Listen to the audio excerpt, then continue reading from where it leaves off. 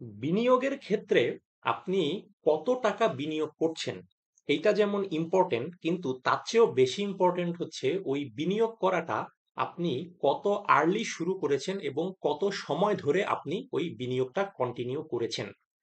তো কাজেই এখানে মূল কনসেপ্টটা হচ্ছে যে ইনভেস্টমেন্টের ক্ষেত্রে অবশ্যই হাউ মাচ ইউ ইনভেস্ট একটা ফ্যাক্টর, কিন্তু তার চেয়েও বেশি ইম্পর্টেন্ট ফ্যাক্টর হচ্ছে যে how early you have started the investment, and also over the long term the duration of your investment। তো এই দুটো বিষয় আসলে আমাদেরকে একটু বেশি নজর দিতে হবে।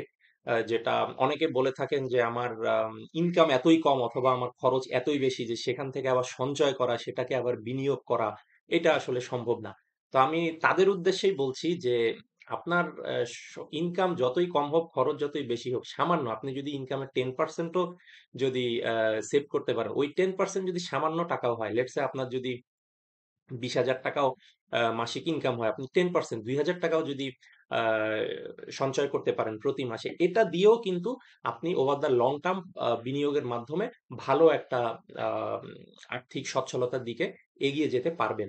যেমন আহ, একটা উদাহরণ দিলে বিষয়টা ক্লিয়ার হয়ে যাবে যে আহ, একজন চাকরিজীবী, লেটস সে যে মাত্র 25 বছর বয়সে চাকরিতে যোগদান করেছে, তো সে দেখা গিয়েছে তার বেতন থেকে প্রতি মাসে 2,000 টাকা একটা ইনভেস্টমেন্ট স্কিমে দিয়ে দিল, লেটস সে একটা ডিপিএস এ দিল, কোনো একটা ব্যাংকের ডিপিএস এ। তাহলে ও মাত্র চাকরিতে জয়েন করেছে 25 বছর বয়সে, তখন থেকেই প্রতি মাসে মাত্র 2,000 টাকা করে সে তার ব্যাংকে একটা ডিপিএস স্কিম ওপেন করলো, ওখানে অটো ডেবিট হতে থাকে ওই 2,000 টাকা। তাহলে ওই 2,000 টাকা ডেবিট হতে থাকলে let's say at the age of 65, এই পর্যন্ত 25 থেকে 65, এই 40 বছর ব্যাপী লেটস সে প্রতি মাসে তার 2,000 টাকা, প্রতি বছর কিন্তু তার বেতন বাড়ছে, কিন্তু ওই বাড়তি অংশটা আমি বাদ দিলাম, ধরে নিলাম সে 2,000 টাকাই ফিক্স থাকলো, এরপরে আর বাড়ালো না। পরবর্তী 40 বছরে অবশ্যই তার বেতন বেড়েছে, সে অন্য চাকরিতে যেতে পারে, ব্যবসায় যেতে পারে, অবশ্যই তার ইনকাম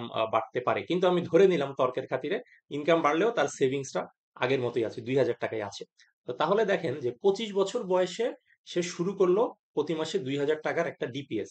এটা করে করে 65 বছর বয়সে গিয়ে 40 বছর পরে সে যখন ওই ডিপিএসটা ক্লোজ করে যখন এনক্যাশ করছে, তাতে সে যেই অঙ্কটা পাবে, সেই তুলনায় ধরে নেন ওই চাকরিজীবীরই আরেক বন্ধু, যে 35 বছর বয়স থেকে হয়তো এরকম একটা সেভিং স্কিম শুরু করেছে বা ডিপিএস শুরু করেছে, কিন্তু লেটস সে ওই সময় 3,000 টাকা দিয়ে শুরু করেছে।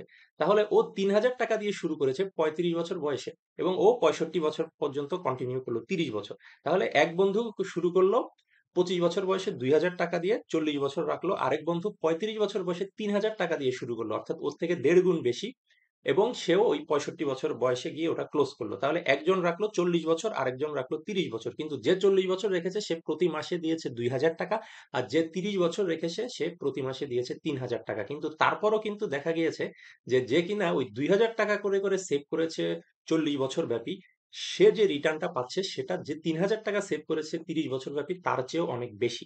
কেন বেশি? কারণ সে যদিও মাসিক তার ইনভেস্টমেন্টটা কম ছিল, মাত্র 2,000 টাকা, যেখানে ওদের ছিল 3,000 টাকা, কিন্তু এখানে একটা কম্পাউন্ড ইন্টারেস্টের যে কনসেপ্টটা আছে, ওই কম্পাউন্ড ইন্টারেস্ট, এবং সে 10 বছর আগে শুরু করেছে, এটা একটা বিষয়। একটা হচ্ছে কম্পাউন্ড ইন্টারেস্ট, ওই 2,000 টাকার সাথে আবার ইন্টারেস্ট যোগ হয়, ওই ইন্টারেস্টের উপর আরো ইন্টারেস্ট ফার্দার কম্পাউন্ড হতে থাকে। এই বিষয়গুলোর কারণে কিন্তু আম, দেখা গিয়েছে যে 65 বছর বয়সে গিয়ে যে 2,000 টাকায় শুরু করেছে 25 বছর বয়স থেকে, সে রিটার্ন অনেক বেশি পাচ্ছে কম্পেয়ার টু যে 3,000 টাকা দিয়ে শুরু করেছে 35 বছর বয়সে।